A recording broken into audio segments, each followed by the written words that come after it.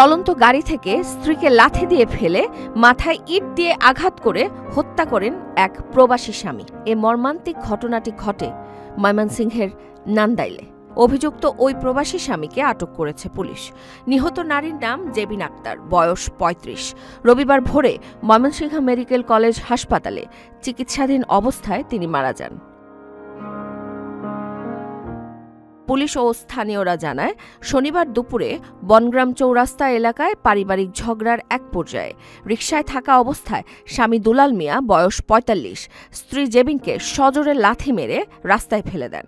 এরপর তিনি একটি ইট দিয়ে মাথায় আঘাত করলে জেবিন মাটিতে লুটিয়ে পড়েন। ঘটনাটি তাদের সন্তানের সামনেই ঘটে। স্থানীয়রা তাৎক্ষণিকভাবে দুলালকে আটক করে এবং জেবিনকে হাসপাতালে নিয়ে যায়। নিহত জেবিনের বাবা জানান, সৌদি ফেরত জামাতা দুলাল দ্বিতীয় বিয়ে করায় মেয়ে মানসিকভাবে ভেঙে পড়েছিলেন।